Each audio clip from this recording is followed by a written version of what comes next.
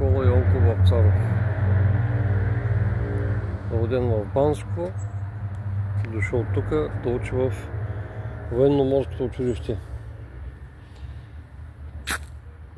Тук това, което се вижда, е перископ на подводница. От подводница Надежда. Проект 633. Да. Тук са събрани различни видове котви.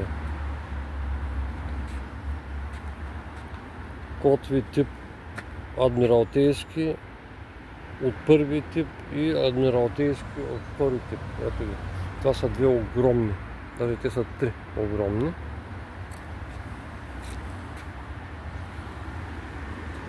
Сега ще дойдем и малко насам. Тук има друг вид котви.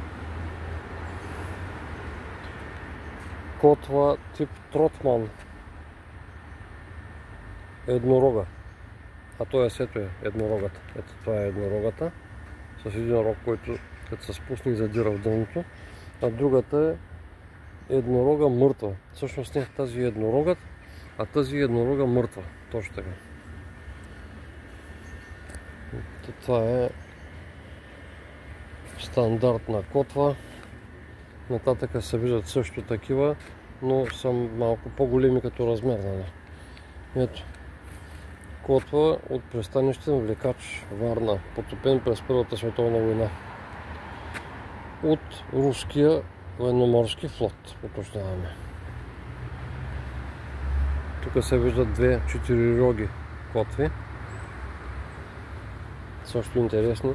Това е каменен напречник. Тук вече отиваме към 7 до 1 век преди Христа. Това е времето на трако-елинистичната епоха. Дори преди тук да се започнат да се подвизават римските легиони на император Траян. Ето друг вид котви. Това тук е много интересно нещо. Това е 75 мм оръдие. Френско производство. Свалено от руски миноносец, произведено произведено е по лиценз на френската марка Кане в Русия. Корабът е потопен на българското минно заграждение през Първата световна война. Значи пред Варненския залив е имало минни заграждения, този кораб се е попаднал там. И доколкото се спомням, тук преди 20 на години го намериха водолази и изкараха част от нещата. Това е едно от тия неща. Това е малокалиберно носово 37 мм оръдие от подводница. Подводницата е Ю, произведена в Германия. Такива подводници оперират в Черно море в периода на Първата световна война. От същия тип е първата българска подводница UB-18. Оръдието е произведено и извадено от морското дъно през 2010 година. Горе-долу по него време е изкарано и другото оръдие, за което си говорихме. Тук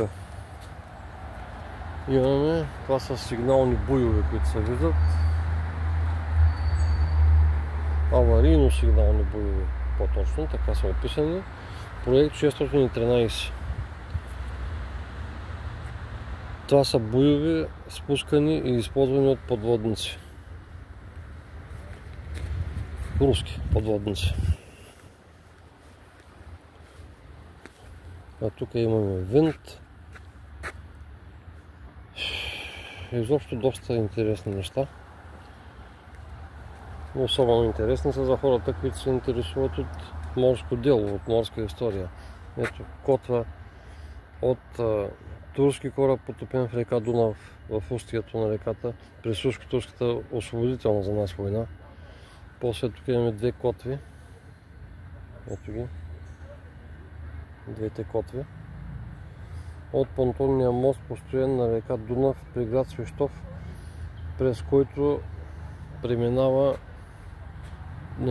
десанта на руската войска през 1877 година. Оттам е форсирана реката през Ростов. Оттам идва свободата. А тези котви са стари, различни по големина, четирироги или многорожки, както им казват ето, нали?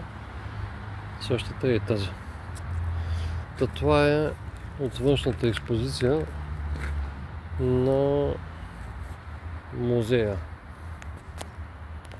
Военноморския музей Варна.